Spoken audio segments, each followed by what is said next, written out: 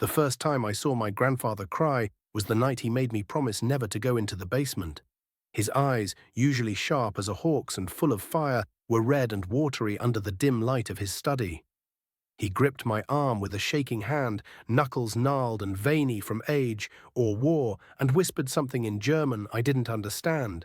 Then, in a trembling voice, he repeated in English, "If you hear knocking from below, don't answer.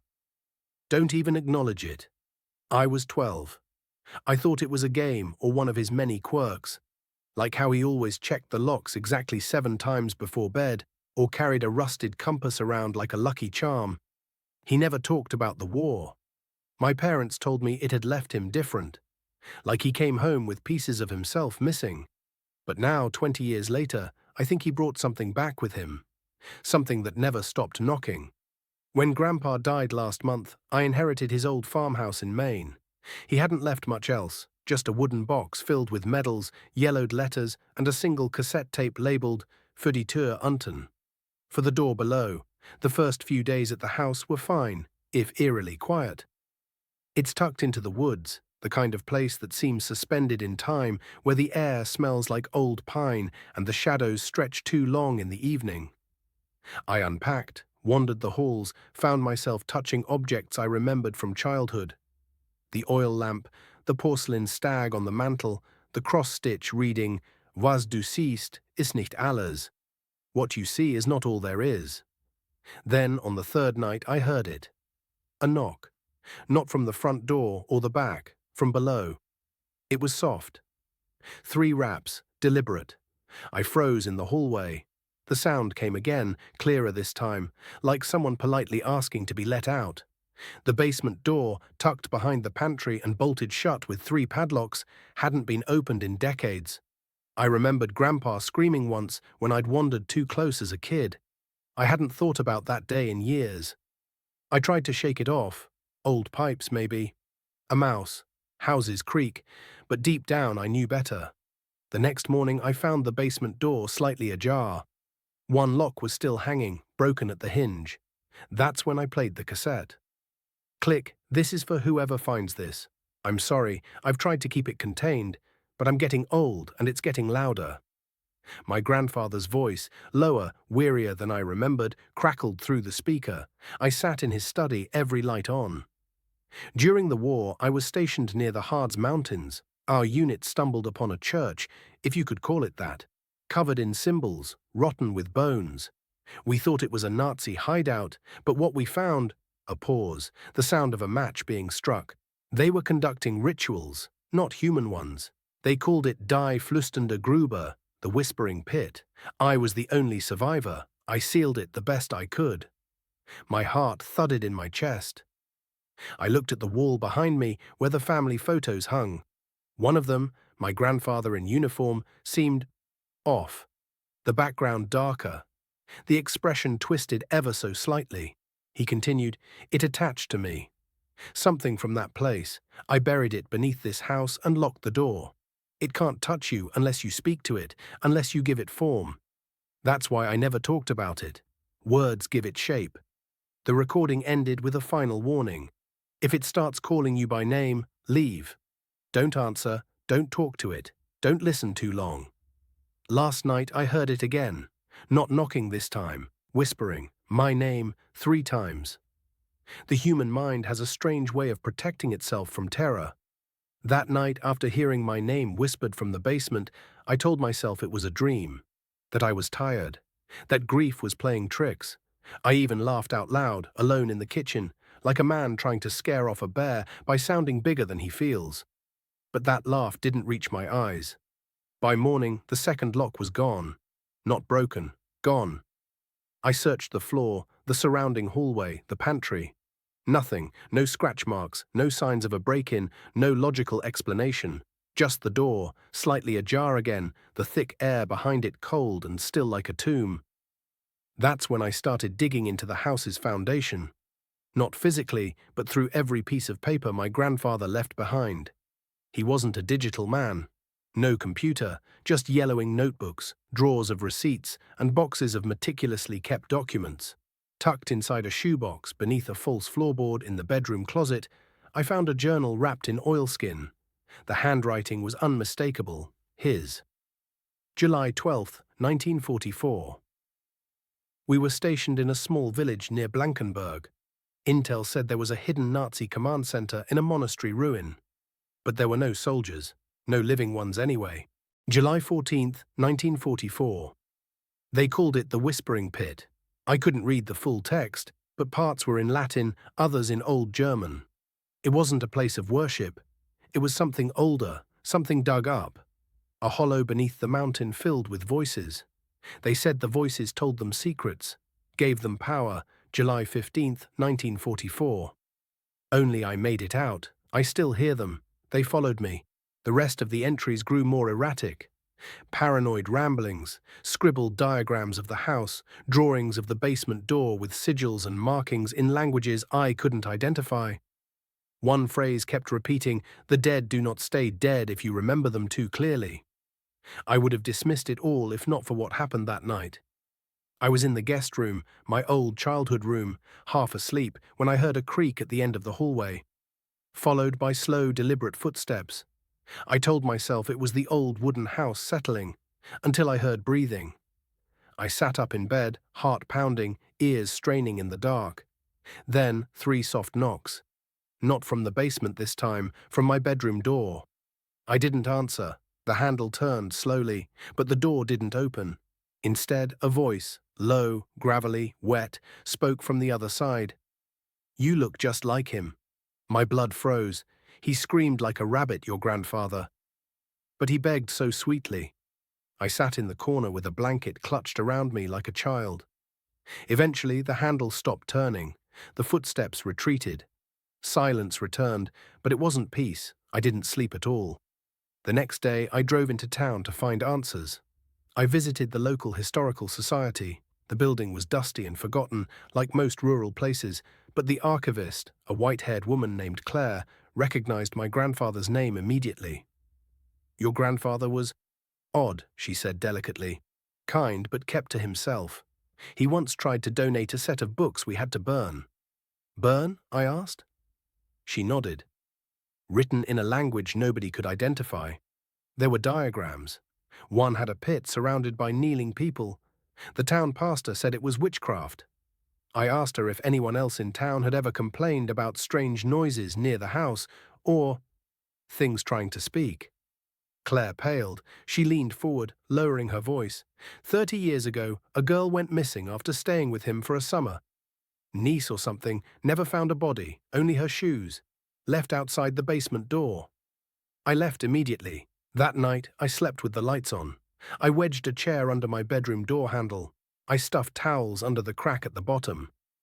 At 3:12 a.m., I woke up to the sound of something moving in the walls, scraping, like nails across stone, and a low voice, rasping, hungry, reverent. "You already opened it. The locks were for you." In the morning, the final lock was gone. The basement door was wide open. I stood at the top of the stairs, a flashlight in my shaking hand, and stared into the abyss. The light barely touched the bottom, but something reflected back at me. 2 eyes, wide, pale, and smiling. I slammed the basement door shut and reattached what I could of the broken locks with a hammer and some nails. My hands wouldn't stop shaking. Every few minutes, I checked to see if the door had moved again, but it didn't. Not that night. Not that night. I didn't sleep, couldn't eat. I just sat at the kitchen table, watching the basement door with a butcher knife clutched tight in my lap and the cassette tape playing on loop beside me. Grandpa's voice had become the only thing keeping me tethered. "If it starts calling you by name, leave. Don't answer. Don't talk to it. Don't listen too long." But I had already listened. I had already stared too long into its eyes. And worse, I remembered it. The eyes reminded me of something, a nightmare I had as a child, one I never told anyone about.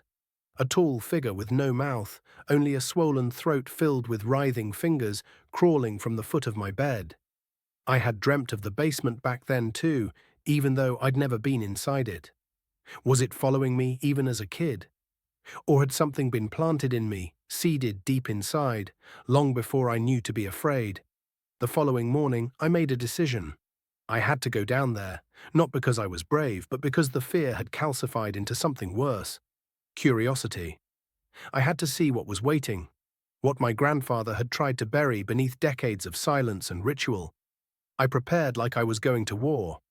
Flashlight, check. Rope, check. Knife, flare, old dictaphone from the study, check, check, and check.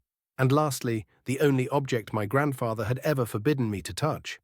A strange coin, wrapped in black cloth, hidden inside a small metal box buried beneath the fireplace bricks. One side was blank. The other bore a single German word etched in silver, vergessen. Forget. I descended into the basement. Each step creaked beneath my weight, the air growing colder, damper, and, somehow, thicker. The light from my flashlight flickered once, then steadied. The stairs ended in packed dirt, not concrete, and the walls were lined with crumbling stone. But the smell, oh God, the smell. It was wrong. Not just rot or mildew, it was ancient. Like the scent of a long-sealed tomb opened for the first time in centuries. I moved forward, beam scanning across the basement. There were no shelves, no water heater, no utilities. Just carvings on the wall, spirals, circles, and twisted figures that didn't follow any human symmetry. At the far end of the basement was a pit. No lid, no border. Just a ring of darkened soil and the faintest sound of whispers. They came from below, drifting up like smoke, curling around my ears. I crouched near the edge and dropped a stone. No sound. It didn't hit bottom. Just silence. Then, as I turned to retreat, I saw it. A figure. Standing near the staircase. It was tall, draped in what looked like a German officer's greatcoat. Its face was obscured by shadows, but I could make out the jaw, broken, hanging at an unnatural angle, and its hands. Twisted, raw, red like something freshly skinned. It didn't move. It just stood there, watching, and then it spoke, but not with its mouth. The voice came from everywhere. He told me your name before he passed. He gave me a piece of you. I backed away slowly, heart pounding, holding the coin like a talisman. Vergessen, I whispered. The moment I said the word, the whispers screamed. The pit roared to life and the figure vanished as if sucked downward by a force I couldn't see. The basement shook. Dust rained down from above. I ran. I burst through the basement door and slammed it shut, reinforcing it with furniture, nails, anything I could find. My breath came in ragged gasps, but even from upstairs I could feel it. The pit, the presence, the thing that spoke with many voices. It hadn't been banished, only angered. Later that night, I found something strange in the study, a photograph I didn't recognize. Black and white. My grandfather in uniform, younger than I'd ever seen him, standing beside two other soldiers. One of them had no face, literally just a smear, like the photo had been burnt or the ink had slid. On the back, written in his same rigid script, only 3 came out, but only 1 came back. There had been survivors, but they didn't survive whole. I played the tape again, hoping for another clue, but now there was a new section at the end. Something I hadn't heard before. Had I somehow missed it? If you're still listening, then it started to bleed into you. The pit knows your bloodline. It remembers. It's always remembering. He paused, then, there will be dreams. Waking dreams. Voices in the mirror. You'll see them, the men who didn't come back right. They'll try to pull you down with them. It's midnight now. I just looked in the bathroom mirror and saw boot prints behind me. Wet. The boot prints didn't disappear, even after I wiped the floor, even after I tried to ignore them. They reappeared an hour later, fresh, wet, and wrong. The water wasn't clean. It smelled like rot and metal, like something dead pulled up from a flooded grave. I left the bathroom light on and shut the door, but all night long I heard footsteps pacing just beyond the wood. Heavy, dragging steps, the kind made by boots filled with water. Once I thought I heard a whisper beneath the floorboards. Private Clark. That wasn't my name, but something had called it. By the time morning came, I was already dressed, packed, and heading for the nearest archive. I needed answers about Grandpa, about the war, about whatever the hell was in that basement. Sleep was no longer an option. Food didn't matter. Only the truth. At the County Veterans Hall, I met an old archivist named Ruth who agreed to help me dig. She remembered my grandfather, a strange, quiet man, always kept to himself after the war. She said most people thought he had shell shock, but then she said something that chilled me. He used to come in here asking about the other two. Wanted their files, death certificates, couldn't find them. Said they slipped through the cracks. You know what that means? I shook my head. It means they disappeared. No record, no graves. Just gone. I gave her the photograph I'd found. She stared at it for a long time. That's definitely him, and that's Sergeant Antonio Vale. But this third one, she tapped the faceless blur. I've seen this before. Not this photo, but ones like it. Blurred faces, scratched out eyes. Usually from men who served in Europe. The government used to say it was film damage. But she leaned closer, voice dropping. Your grandfather used to say the war didn't end. Not really. He said something followed them back. I returned home that evening to find the basement door ajar. The locks had snapped clean through. Not broken, severed. As if something had sliced through the metal with a whisper. The smell was stronger now. It was in the walls. And then I heard it. From down below, a faint rhythmic sound. Tap, tap, drag, like someone crawling up the stairs.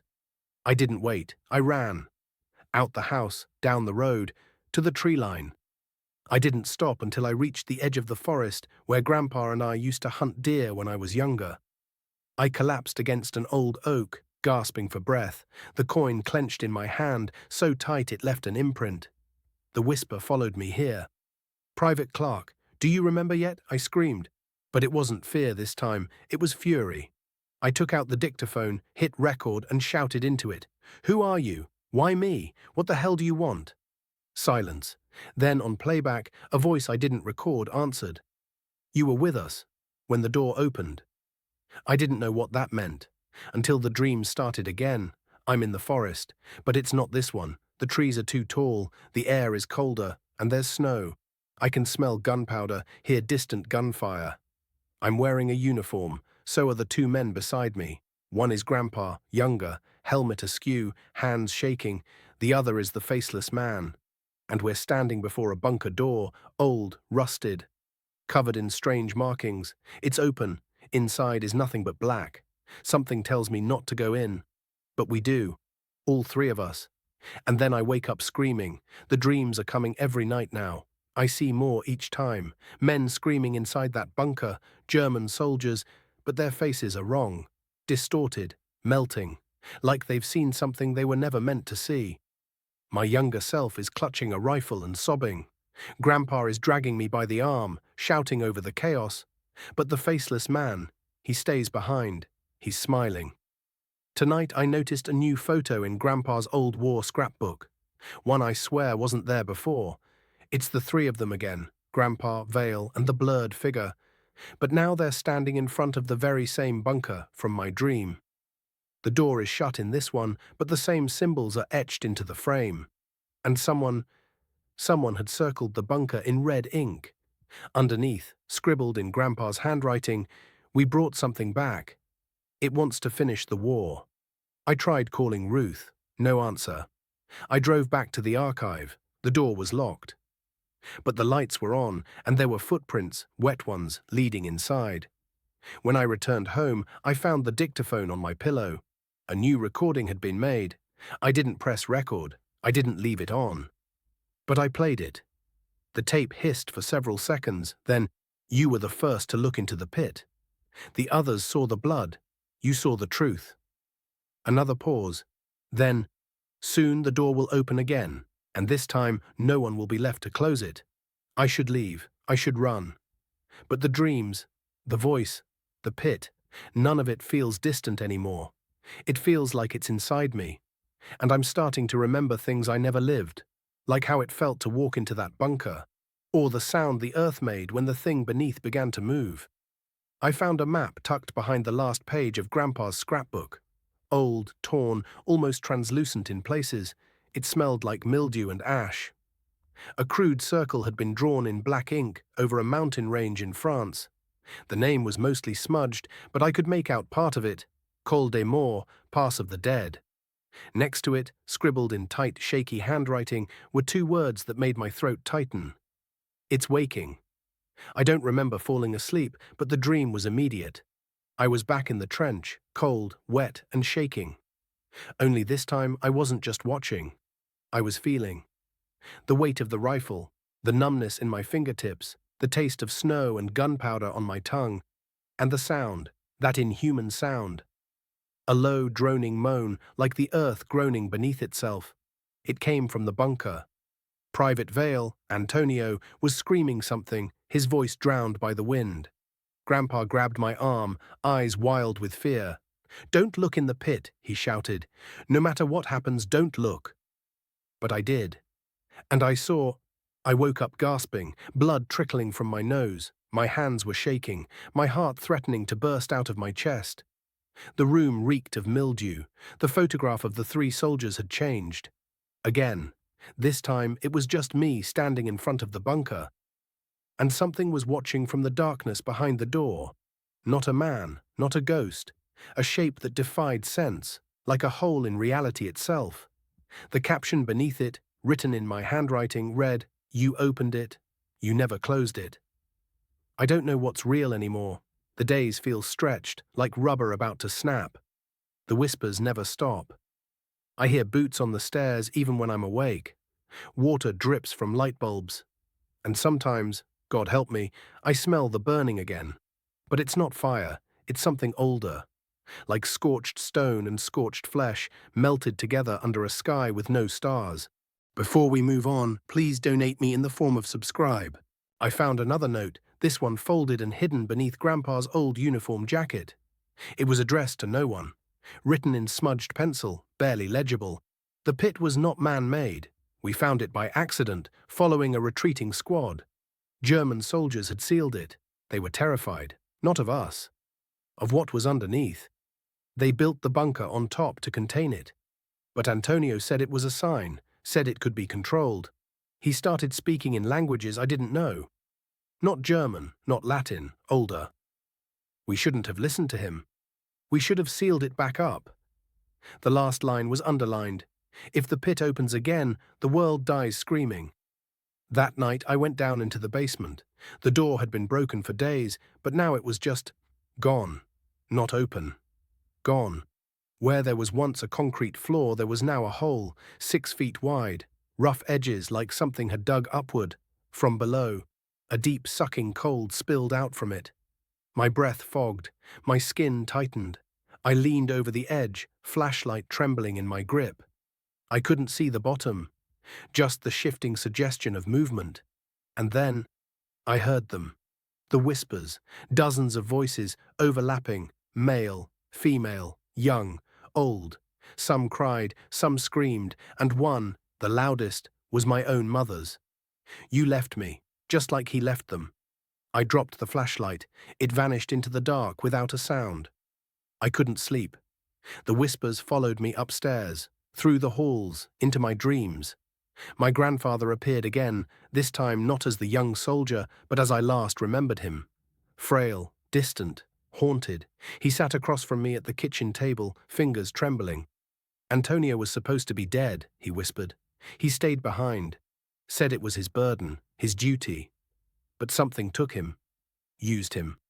I asked what he meant. His eyes, pale and watery, filled with tears. "The pit doesn't just trap the dead, it feeds on them. It changes them." The next morning, I found the dictaphone recording again. No button pressed, no voice activated, just another message. "The pit remembers you. It never forgot. You belong to it." And then, a sound, metal scraping, like the bunker door swinging open. "I've decided to go to France. I have to find the Col des Morts. I need to see the bunker for myself, because whatever my grandfather found in that frozen mountain pass, whatever they brought back, it's not finished with me. Not by a long shot. And the more I hear the voices, the more I remember things that can't possibly be mine, the more I start to believe they're right. That I was there, that I did open the pit, and that maybe, just maybe, part of me never came back out. The flight to France was a blur. I don't remember booking the ticket or even boarding the plane. One moment I was standing at the edge of the basement pit, the next I was staring out the window of a train slicing through the French Alps. Snow fell in thick, lazy flakes. The landscape outside was a jagged blend of rock and mist, white veils clinging to crooked trees. It was beautiful, hauntingly so, like something sacred had been buried beneath it long ago, and the land was still trying to forget. The station attendant barely spoke English, but when I showed him the old map with the circle around Col des Morts, he went pale and mumbled, "Non, ce n'est pas un endroit réel. C'est maudit." Not a real place. Cursed. He refused to sell me a ticket beyond the last village on the line. I walked the rest of the way. 3 hours into the hike, the path vanished beneath snowdrifts and animal tracks. My legs burned. The air was thin, brittle, like inhaling needles. I almost turned back. Then I saw it. Half buried beneath a crooked pine tree, a rusted helmet. German, World War II era. Nearby, jutting from the snow like a jagged bone, was the corner of a stone wall, cracked and covered in moss. I began digging with my hands. By dusk, I had uncovered the top half of a sealed metal door. The symbol on it wasn't military, it was older. A spiral, intersected by jagged lines and runes that made my head hurt if I stared too long. My ears rang, my nose bled again. Still, I opened the door. The hinges screamed like a dying animal. The smell that emerged wasn't rot. It was time. The interior was frozen in a moment from 70 years ago. Rotting cots, rusted rifles, shattered canteens. It was like the soldiers had just stepped away and never returned. Bullet holes marked the walls, claw marks too, some etched deep into concrete. And at the far end, behind a curtain of mildew and cracked stone, was the pit. It was exactly like in my dreams. A circle of ancient stone, blacker than night, impossible to measure. I leaned over the edge. No bottom. Just movement. Breathing. I found the bones. Some were in uniform. American, others weren't. German, civilian, even some that looked animal. But none of them had skulls, clean breaks where the heads had been taken. I began to understand. This wasn't a burial site. It was a mouth, and it had been fed. My flashlight flickered, then died. The only light came from a greenish glow pulsing up from below. I should have run, but something kept me still, paralyzed like I was being watched. Then I heard him. "You came back." Antonio's voice, clear, calm, like he'd been waiting all along. I turned slowly. A figure stood near the pit, part man, part shadow. His uniform was ragged, sleeves fluttering in a wind I couldn't feel. His face was blurred. Wrong. "I kept them safe," he said. "All of them. They asked me to. Even your mother." I tried to speak. Nothing came out. They were so afraid to die. I gave them a home. A forever. And now? You can join them. The floor cracked beneath me. Hands burst from the pit. Not solid, not flesh. Imprints of what once lived. Flickering, screaming, grasping. Faces I recognized. My mother, my grandfather, soldiers, civilians. Even myself, all staring up, mouths open, begging. The pit wanted me, the way it had wanted them. I ran, stumbling through the corridor. The bunker trembled behind me. Snow fell in sheets. The spiral symbol on the door glowed faintly as I slammed it shut behind me, my lungs tearing for breath. Then silence. Except a whisper from behind the door, "You left us again." I didn't sleep that night. Camped beneath a pine tree, the pit pulsing faintly in the distance, I replayed everything. Antonio's words, the way he looked, the familiarity in his voice. And I remembered something. A photo Grandpa had once shown me. 3 men outside a trench. One was Grandpa. One was Antonio. The third, I'd always assumed it was another soldier. But it wasn't. It was me. I searched Grandpa's journal again, this time reading the pages I had skipped, the final entries scrawled in a panic. He said I was always meant to come back. That I'd been marked, inherited. That my blood remembered the pit, and it would call me when the time was right. I tried to kill him, but you can't kill a voice. You can only join it. I'm writing this from the edge of the mountain. The snow is still falling, but not gently now. It feels angry, alive. The whispers haven't stopped. My dreams bleed into waking hours.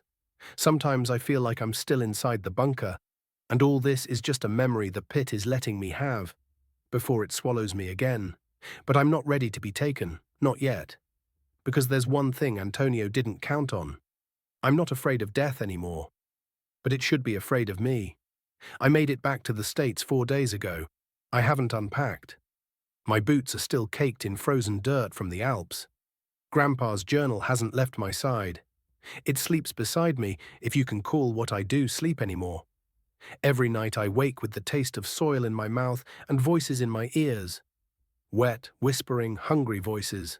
They speak in two tongues, one in the dialect of the dead and the other in the voice of someone I know too well. My own. Last night I found myself sleepwalking. I woke in the hallway outside the basement door. The pit's not here, not physically, but somehow it followed me. Or maybe it never left. Maybe it was always inside us, inside me. I decided to burn the journal this morning. I poured gasoline over the pages and struck a match. It caught fast. Flames crawled up the binding, curling paper into black ash.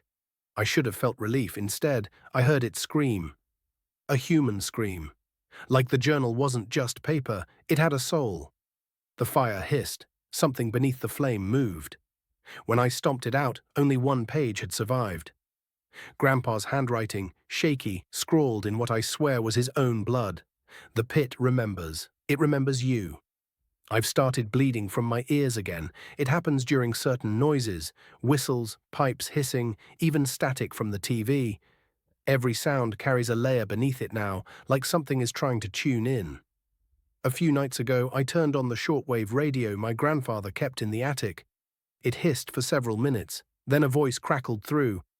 "You left us." I threw it against the wall. It kept whispering long after it shattered. I decided to go back to my grandfather's nursing home. I needed answers. I needed to see him again. The staff almost didn't let me in. "Your grandfather hasn't spoken in weeks," they told me. "He's not all there anymore." But when I entered his room, he was already sitting up, eyes wide, breathing shallow, waiting. He spoke before I did. "The pit marked you too."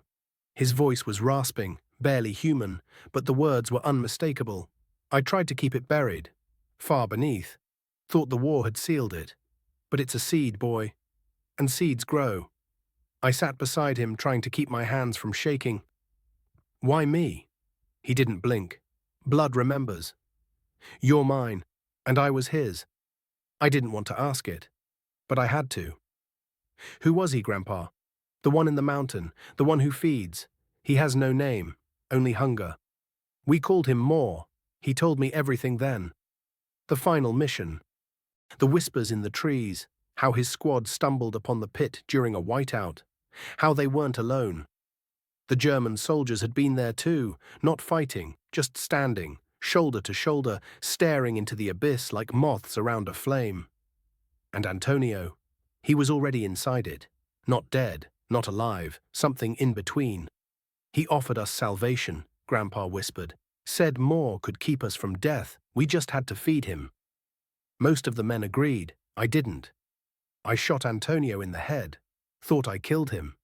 But you can't kill a voice. You can only echo it. The nurses found me on the floor hours later. Grandpa had gone still, one bony hand clutched around my wrist. Dead, but not silent. The moment he flatlined, every light in the building flickered. A deep sucking sound echoed from the vents, like something breathing from the inside of the walls. And in his final grip, Grandpa had slipped something into my palm, a tooth, not human, polished smooth like river stone. Spiraled, warm. It pulsed once in my hand, then went cold. I haven't been alone since. I see him now, Antonio. He appears in reflections, dark glass, rainy windshields, storefront windows. Always behind me, always watching. He doesn't speak anymore, but his mouth moves, repeating the same word again and again. Home. I've found strange items in my room. Dirt on my pillow, a helmet I didn't bring back from France, a coin stamped with the face of a man that doesn't exist, and a date that hasn't happened yet. 2042. I woke this morning with writing carved into the wooden floor beside my bed. It was in my own handwriting. The pit moves. It wants out. You brought it here. I think it's growing. Last night I saw something in the basement again. Not the pit, but a shape. A smudge in reality, like the air itself was bruised. And from it, the same low whisper, "Feed me." I know now what Antonio meant. What Grandpa fought against. It was never about staying alive. It was about spreading. The pit isn't just a hole in the ground. It's a door. And I've become its key. I've made a plan. I'm going back to the bunker. This time, I'm not going to run. I'm going to find Antonio's body, if it's still human, and I'm going to burn it. Burn every scrap of ritual, every relic.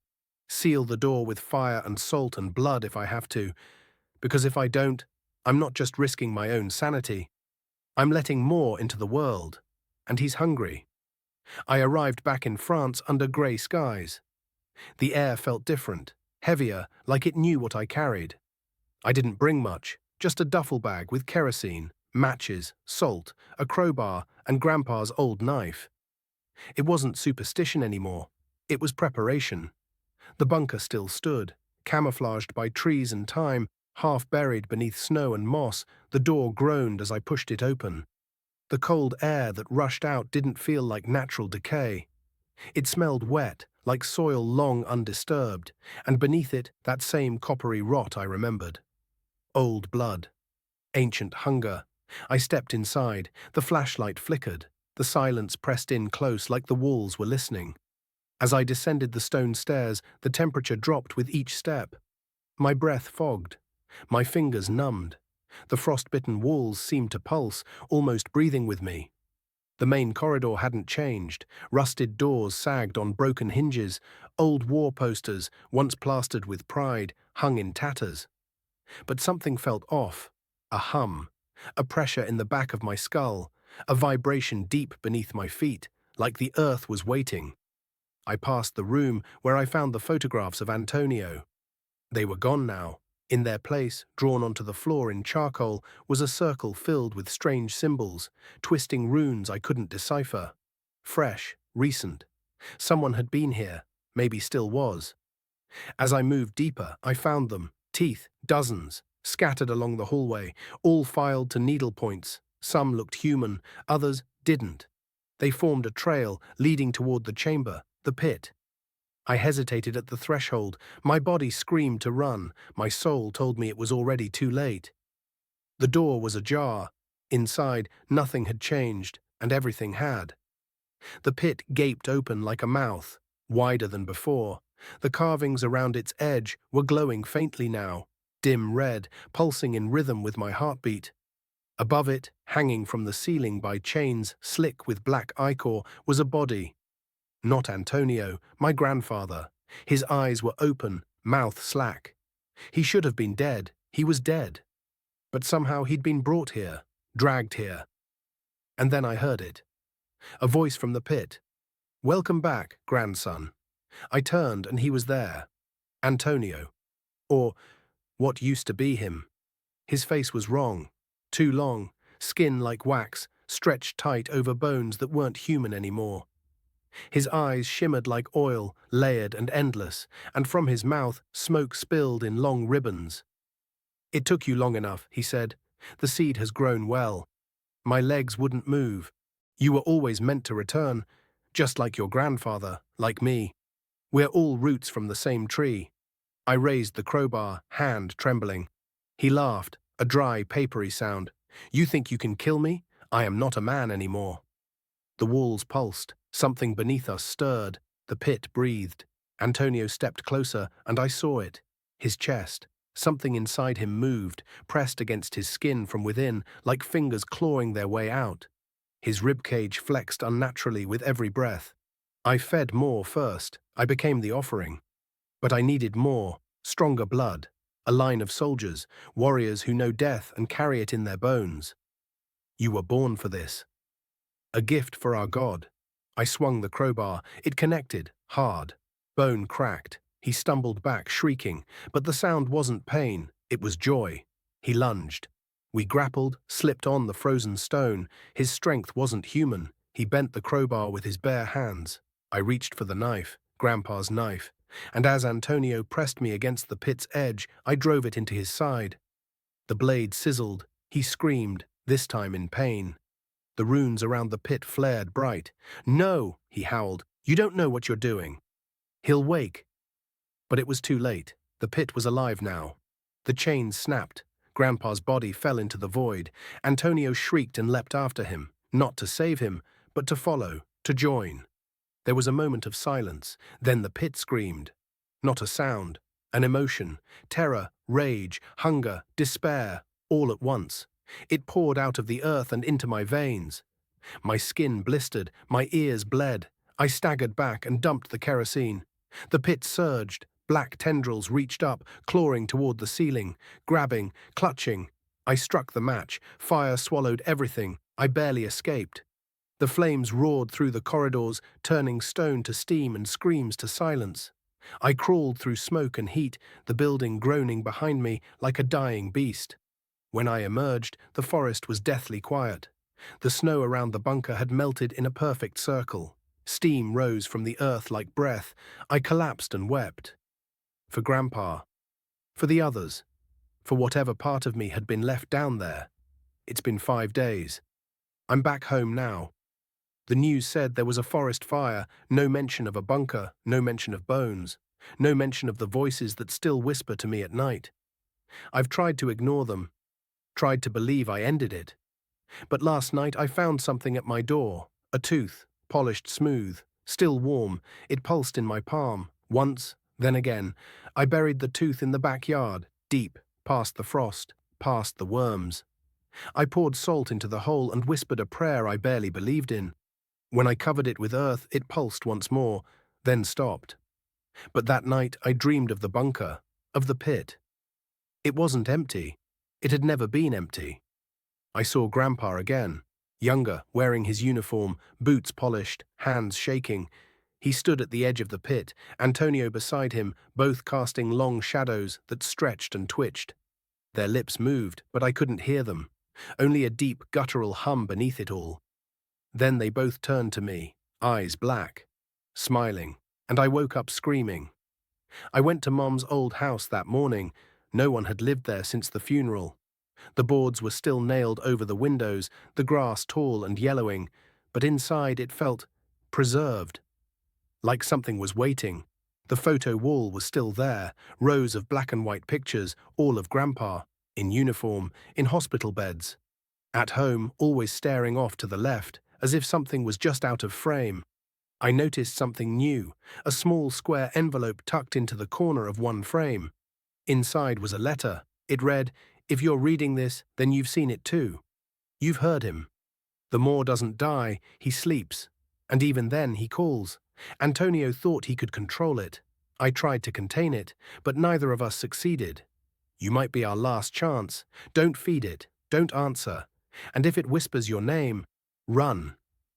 It wasn't signed, but the handwriting was unmistakably Grandpa's.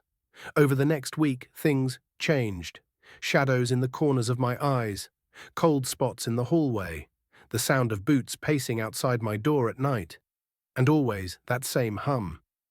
It started as a faint echo beneath the floorboards, then it crept into the walls, into the pipes. The television would turn on by itself, flickering static images, trenches, wire, men without eyes. I tore the tooth out of the dirt and smashed it with a hammer. It didn't break. Instead, it bled. A thick black ichor seeped out, hissing against the concrete. I threw it into the river. It floated. I began researching more. I scoured occult forums, war diaries, even classified military logs leaked decades ago. Most dismissed it as a myth, some twisted German god, a pre-Christian entity of hunger and madness. The kind of thing desperate men in foxholes would whisper about when the bombs stopped falling. But buried in an old French text, I found a phrase that chilled me. La bouche qui ne dort jamais. The mouth that never sleeps. It was worshipped in certain death cults during the Great War. The faithful believed the pit was not a place, but a being, one that fed on pain, memory, lineage. Sons followed fathers, fathers followed grandfathers, like a chain forged in war, and the longer that chain existed, the stronger the mouth became. That night, the dreams got worse. I stood in a field of bones, a battlefield long forgotten.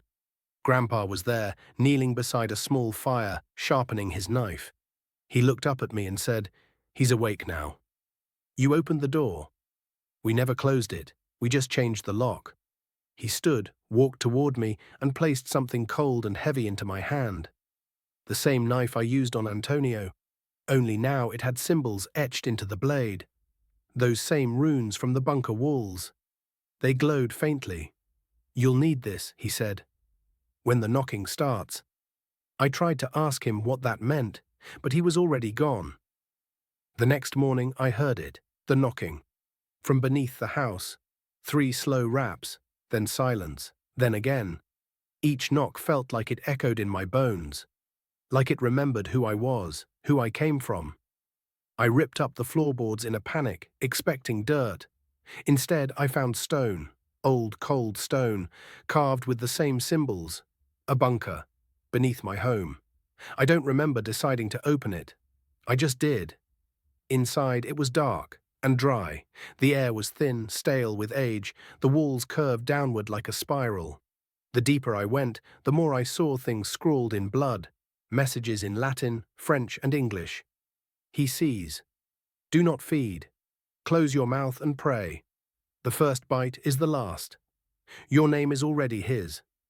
And finally, the family must end. I came to a chamber, in the center a shallow pit, and above it a mirror.